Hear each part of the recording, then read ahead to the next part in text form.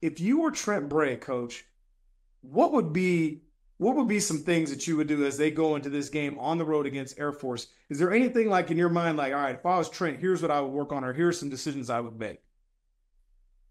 Well, I think they need to continue to run the ball and take the air out of the game, make it a shorter game because that gives them their best chance. Now they had 2 long possessions, so let's face it, they're a better team than Air Force. But what I remember, Air Force, they're this option run the ball team, which, as you know, Nigel, that can cause a problem.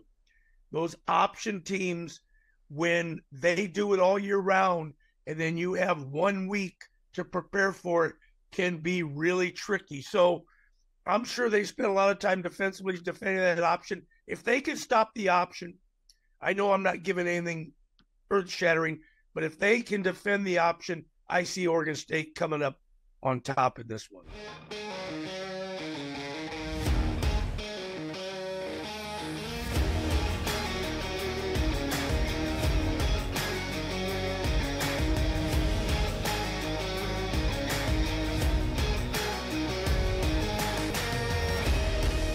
Well, welcome back to Nick and Nigel. Man, so happy that you guys joined us. Again, Nick and Nigel is brought to you by our friends at Clodfelter's Pub, 1501 Northwest Monroe Avenue in Corvallis. The place to watch all Beaver games before, during, and after the games. And our friends at MDI Management for exceptional luxury living in the Mid-Willamette Valley. Remember, you can catch Nick and Nigel on Pac-12 Insider. It's available on Samsung TV Plus, channel 2392, as well as Amazon platforms, including Amazon Prime Video app and Freevee on smart TVs and streaming devices. And you can watch Nick and Nigel on Pac-12's YouTube page. Coach, what's happening, man? Fresh out the dentist. Look at that $1 million smile. I love it. What's happening, man? You know, I just had a little cleaning, the 6-month checkup. Life is good over here in Eugene, by God, Oregon. And I'm sure it's good in Portland, too, and down in the Bay. I'm excited to be here today. And, let's talk some Oregon State, Washington State ball. I love it. Well, let's get right into it, Coach. I love it. Just let's go. I was live and in Technicolor on the sideline, freezing my you-know-what off. And first of all, Coach, I'm getting soft. I'm getting soft in my old age. I don't know what's happening. Because if you had seen me, you would have laughed your butt off. I had the turtleneck, like the dry fit, tight turtleneck, cold weather gear. Then I had the CW jacket on with the zip up. Then I had the Columbia sportswear like vest, and then I had another jacket over that. And shout out to my guy, receivers coach Nick at Wazoo, hooked me up with the coach's gloves, and I was still cold on the sideline as the Cougs took out Utah State's Aggies 49-21. The three-headed monster of John Mateer, Old Faithful, Kyle Williams going off for 3 touchdowns, and Wayshawn Parker. The Cougs put it on the Aggies. Coach, what were your thoughts during the game? Not your thoughts about me freezing, though. No, I mean, you didn't sound like you were freezing, so you hit that well, Nigel. And you're not getting soft, Nigel. You're tough. You're tough.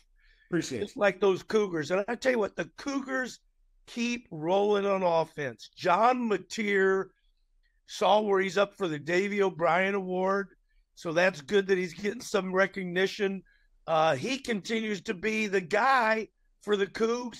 Kyle Williams had a great day receiving and scoring touchdowns. And then Wayshawn Parker with the long run, as long as his career, 70-something yards, rushed for over 140-something yards. I think the Cougs, like we said, the Cougs should and will beat everybody that's left on their schedule. I think their toughest test is going to be against Oregon State. I really do. For some reason, that one bothers me of the 3 remaining games. But they're rolling. I didn't think they finished very strong, particularly on defense. Maybe they put some of the backups in, give them a chance to play. I never know who's in at that time, but they did give up some long touchdowns at the end there. Yeah, it's one of those things where, who was I watching? I was watching a game and they put their reserves in, and then the other team started to come back. and then they had to pull the reserves and put the ones back in. And it's like, hey, maybe put these dudes in a little bit too early. I know at the end I got a chance to talk to Coach Dicker, and he was not happy with the defense about how they finished. And to be honest with you, I mean, up until that point, they were dominant. I mean, this Utah State offense was for real, Coach. I mean, Spencer Petras, I mean, they have weapons at wide receiver. They were able to run the football against other teams. You've seen them explode for all kinds of points against all kinds of opponents. The Wazoo defense kept them in check throughout most of the game until obviously those final three series. But Wazoo with a dominant performance. You know, it was interesting. I got a chance to talk to both coaches at halftime. And the first thing out of Coach Dickert's mouth was, hey, we're not taking advantage of the fact that when they get into the 3 D lineman front, we're not running the football the way we should. I was like, okay, cool. I'm going to make sure I relay that to all the people watching on the CW. And I got my mic. I was ready to go. And first play, they come out with a 3-man front, and bam, Wayshawn Parker goes for 75. I was like, well, I guess I don't need to say nothing. they took care of business. So, yeah, the Cougs are rolling. On the other side of the coin, our Beavs coach, both of us coached at Oregon State. Beavs are struggling. And it's wild because when you're watching the games, you know, ultimately I'm sitting there watching them and I'm going like, you know, they're right there on the cusp, and then things just go sideways. I mean, that first drive looks amazing. Bengal Branson with his first start coming back at the helm. He's throwing dimes to Terry, the tight end, hits our wide receiver. Everything's going great, running the ball, and then boom, a fumble, get in the red zone. Again, move the ball down the field again, right before the half, gets stopped on a 4th down with kind of a weird decision to throw in the back of the end zone, and then get down in the red zone again and throw another pick, end up losing by 11, 24-13 to San Jose State. Coach, what were your thoughts on the Beavs? You know, the Beavs haven't looked bad to me, really. It's just that they're not getting wins and they're getting untimely penalties and turnovers, as you mentioned, and that's killing them. Now, a couple things.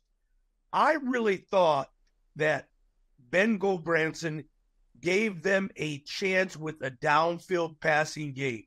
You know, you couple that with Hankerson running it, and I thought Allah showed up a lot more, had a pretty good game. So they could still run the ball. And really, even though Gulbranson, he threw some bad picks at the end when they were trying to get it, a little closer. But I really thought he gave them a good chance with opening up the passing game a little bit more. Better down the field thrower. Now, Nigel and I love our Cougars. We love our Beavs. We're pulling for both of them. But I thought for the first time, Nigel, that Trent Bray made 2 critical errors coaching, not kicking the field goal when they were down there to put them up by 6, and 8-something in the 4th quarter, down by a score, going for it on 4th and 4 or 4th and 5 around midfield. I thought, punt it, play some defense, pin them. So I think those 2 things actually cost them at the end. So not trying to be critical, although that is a criticism, but trying to be real. I thought those 2 decisions for the first time in Trent Bray's young career hurt them in that game. Yeah, Coach, they were definitely interesting calls. What was also interesting, we knew going into the game, San Jose State will chuck the ball down the field. I mean, they were taking, you watched the Wazoo game. I've watched it multiple times this year. Those guys were throwing the ball. I mean, most teams will, you'll see a team maybe once or twice a quarter tops take shots down the field. These guys, 3, 4, 5 times, they're taking shots over 20 yards down the field. I mean, you had 1, 2, 3, 4, 5 different receivers with 20-yard catches or more, and many of them had multiple catches over 20 yards when you consider Nick Nash had 6 catches for 121 yards. Heck, there were 4 receivers that averaged over 20 yards a catch in that game, and that's just kind of what they do. But the defense for Oregon State, I thought, really held true for them. I mean, they gave up 17 points to an offense that exploded for 52 against Wazoo when they played. It did some things, but again, just like you said, just one too many errors. There were some drop balls that ended drives. Obviously, the picks, and then the pick 6 was the backbreaker as Ben Gulbranson, as they were coming out through the pick 6. I'm curious, if you were Trent Bray, Coach, what would be what would be some things that you would do as they go into this game on the road against Air Force? Is there anything like in your mind, like, all right, if I was Trent, here's what I would work on, or here's some decisions I would make? Well, I think they need to continue to run the ball and take the air out of the out of the game, make it a shorter game, because that gives them their best chance. Now, they had 2 long possessions. So let's face it, they're a better team than Air Force. Okay? Mm-hmm. They need to be able to establish the run. Air Force, I haven't really seen much Air Force, so it's kind of tough. But what I remember Air Force, they're this option run the ball team, which, as you know, Nigel, that can cause a problem. Those option teams, when they do it all year round and then you have 1 week to prepare for it, can be really tricky. So I'm sure they spent a lot of time defensively defending that option. If they can stop the option, I know I'm not giving anything earth-shattering, but if they can defend the option, I see Oregon State coming up on top of this one. I love it, Coach. I love it. By the way, if Oregon State's trying to shorten the game against Air Force, this might be the first hour and a half football game that we'll see in college football history. Because, I mean, I don't even know what to say. I'm saying if I'm Trent, 2 things. I'm having an offense work on red zone offense, 7-on-7 red zone, and team red zone every single day. We have to get touchdowns, not field goals. I think the other thing is, man, staying positive. I think we all know there are a couple plays away in so many of these games. And when you start to kind of feel the room getting deflated, what do we always say?